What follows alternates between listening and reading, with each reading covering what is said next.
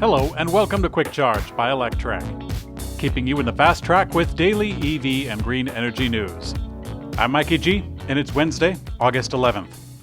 Tesla has filed with the Chinese government to produce 5 more versions of the Model Y SUV at Gigafactory Shanghai. Yesterday, the Ministry of Industry and Information Technology in China released its latest batch of new energy vehicle applications, and Tesla was on the list.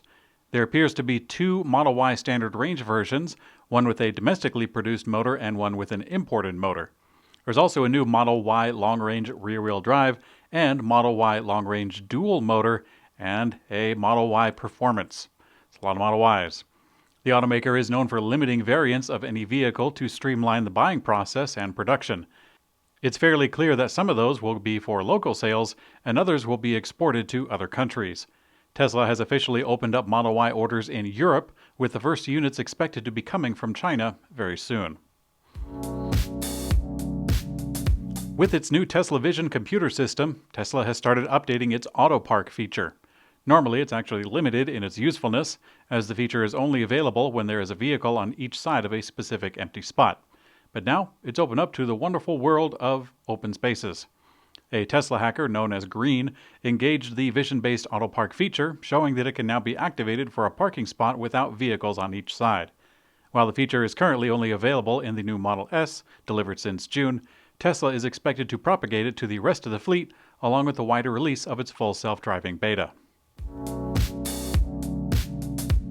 Elon Musk has commented on Rivian's effort to build a second electric vehicle factory in the U.S. Last month, Rivian confirmed that it's looking for a location for a second factory, and it would add to the automaker's current factory in Normal, Illinois. Chiming in, Musk said, quote, "I'd recommend they get their first plant working. It's insanely difficult to reach volume production at affordable unit cost." Now, whether or not Rivian will heed this advice is not quite known. As is often the case with such projects, the company is keeping its options open as it negotiates incentive packages. Currently, the city of Fort Worth, Texas, is reportedly willing to offer $440 million to Rivian to make their factory there. General Motors has released its first official teaser for the upcoming Chevy Silverado pickup, showcasing its 4-wheel steering and turning radius. The first announcement of the truck came about a month ago when GM said, quote, "Chevrolet battery electric truck, which will be the brand's first electric full-size pickup, offering 400-plus miles of range on a single charge."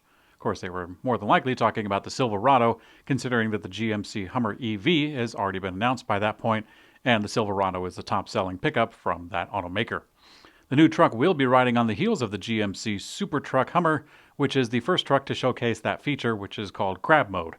Today, General Motors released the first official teaser for the Silverado, and it confirmed that the vehicle is going to be equipped with 4-wheel steering, similar to the Hummer.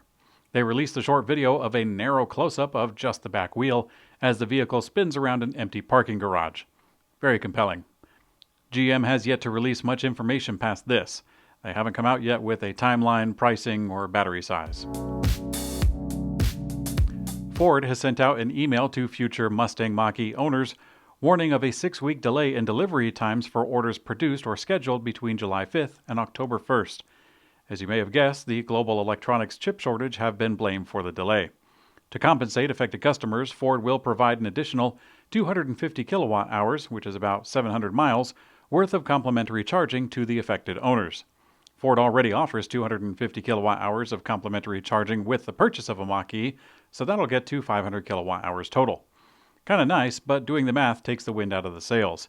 At Electrify America's subscriber rate of 31 cents per kilowatt hour, that 250 kilowatt hours of free charging is about worth $77.50.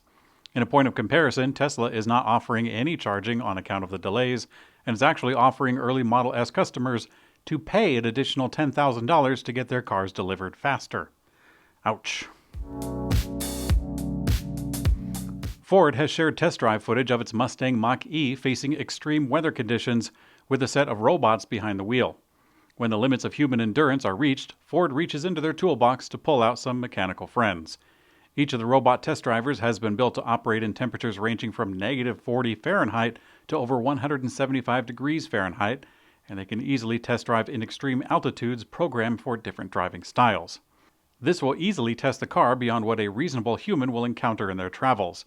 Frank Seelig, supervisor of wind tunnel testing at Ford of Europe, elaborates on the indifference towards the considerations of robot rights. Quote, "Once the robot is in the driver's seat, we can run tests through the night without ever having to worry about the driver needing a sandwich or a bathroom break." On the other hand, Elon Musk has been a fervent prophet, warning of the impending doom that artificial intelligence will bring upon mankind. Is Ford fanning the flames with this willful abuse of robots? Only time will tell. The time of man has come to an end. The U.S. Senate has voted to approve a non-binding resolution setting a $40,000 threshold on the price of electric cars that would be eligible for the $7,500 federal tax credit.